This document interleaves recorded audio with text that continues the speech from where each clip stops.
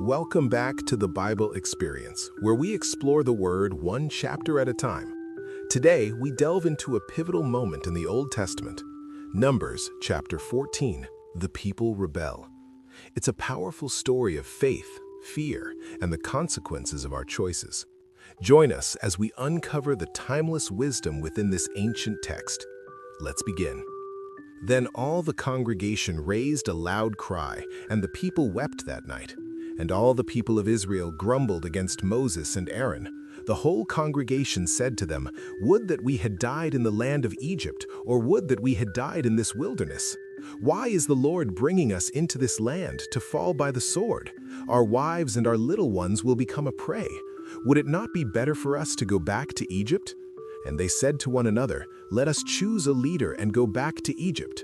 Then Moses and Aaron fell on their faces before all the assembly of the congregation of the people of Israel. And Joshua the son of Nun and Caleb the son of Jephunneh, who were among those who had spied out the land, tore their clothes and said to all the congregation of the people of Israel, "The land which we passed through to spy it out is an exceedingly good land. If the Lord delights in us, he will bring us into this land and give it to us, a land that flows with milk and honey. Only do not rebel against the Lord. And do not fear the people of the land, for they are bread for us. Their protection is removed from them, and the Lord is with us. Do not fear them." Then all the congregation said to stone them with stones. But the glory of the Lord appeared at the tent of meeting to all the people of Israel. And the Lord said to Moses, "How long will this people despise me? And how long will they not believe in me, in spite of all the signs that I have done among them? I will strike them with the pestilence and disinherit them, and I will make of you a nation greater and mightier than they." Moses intercedes for the people. But Moses said to the Lord, "Then the Egyptians will hear of it, for you brought up this people in your might from among them, and they will tell the inhabitants of this land.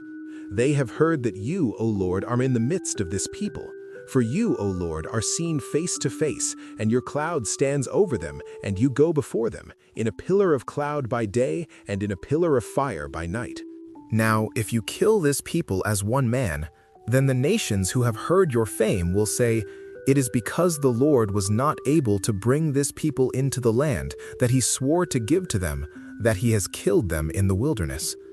And now, please let the power of the Lord be great, as you have promised, saying, 'The Lord is slow to anger and abounding in steadfast love, forgiving iniquity and transgression, but he will by no means clear the guilty, visiting the iniquity of the fathers on the children to the third and the fourth generation. Please pardon the iniquity of this people, according to the greatness of your steadfast love, just as you have forgiven this people from Egypt until now.'" God promises judgment. Then the Lord said, "I have pardoned, according to your word. But truly, as I live, and as all the earth shall be filled with the glory of the Lord, none of the men who have seen my glory and my signs that I did in Egypt and in the wilderness, and yet have put me to the test these 10 times, and have not obeyed my voice, shall see the land that I swore to give to their fathers. And none of those who despised me shall see it. But my servant Caleb, because he has a different spirit and has followed me fully, I will bring into the land into which he went, and his descendants shall possess it. Now, since the Amalekites and the Canaanites dwell in the valleys, turn tomorrow and set out for the wilderness by the way to the Red Sea."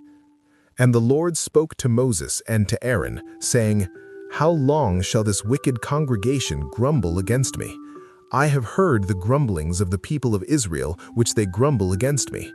Say to them, 'As I live, declares the Lord, what you have said in my hearing I will do to you.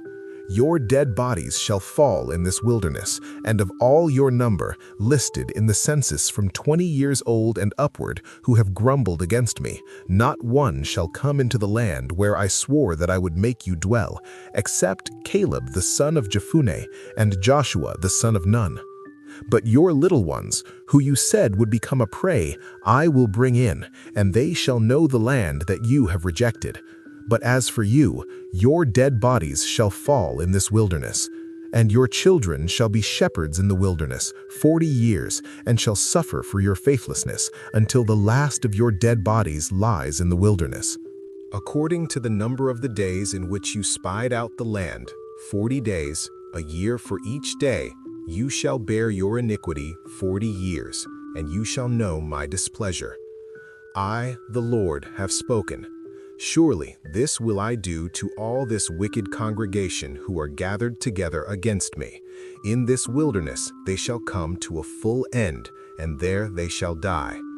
And the men whom Moses sent to spy out the land, who returned and made all the congregation grumble against him by bringing up a bad report about the land. The men who brought up a bad report of the land died by plague before the Lord. Of those men who went to spy out the land, only Joshua the son of Nun and Caleb the son of Jephunneh remained alive. Israel defeated in battle. When Moses told these words to all the people of Israel, the people mourned greatly. And they rose early in the morning and went up to the heights of the hill country, saying, Here we are, we will go up to the place that the Lord has promised, for we have sinned. But Moses said, Why now are you transgressing the command of the Lord when that will not succeed?